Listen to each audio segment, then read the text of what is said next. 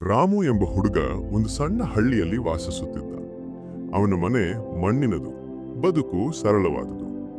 ಆದರೆ ರಾಮುವಿನ ಮನಸ್ಸು ಮಾತ್ರ ದೊಡ್ಡದು.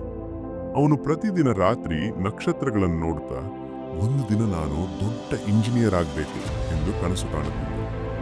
ಹಳ್ಳಿಯಲ್ಲಿ ಅನೇಕರು ಅವನ ಕನಸನ್ನು ಕೇಳಿ ನಗುತ್ತಿದ್ದರು. ಇಲ್ಲಿ ಹುಟ್ಟಿ ಅಲ್ಲಿ ತಲುಪ್ತೀಯ ಎಂದು ವ್ಯಂಗ್ಯ ಮಾಡುತ್ತಿದ್ದರು. ಆದರೆ ರಾಮು ತನ್ನ ಕನಸನ್ನು ಹೃದಯದಲ್ಲಿ ಬಿಟ್ಟಿಕೊಂಡಿದ್ದ.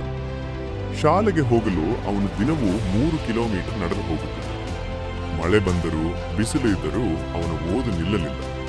ರಾತ್ರಿ ಮನೆಯಲ್ಲೇ ವಿದ್ಯುತ್ ಇಲ್ಲದಾಗ ದೀಪದ ಬೆಳಕಿನಲ್ಲಿ ಓದುತ್ತಿದ್ದ. ಕಾಲಕಾಲಕ್ಕೆ ಹಸಿವು, ಆಯಾಸ, ನಿರಾಶೆ ಅವನನ್ನು ಕಾಡುತ್ತಿದ್ದವು.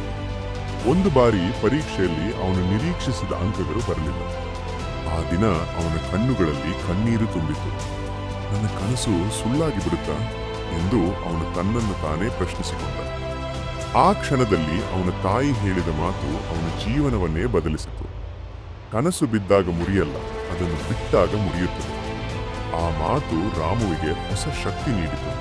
ಅವನು ಇನ್ನಷ್ಟು ಪರಿಶ್ರಮ ಪಟ್ಟ.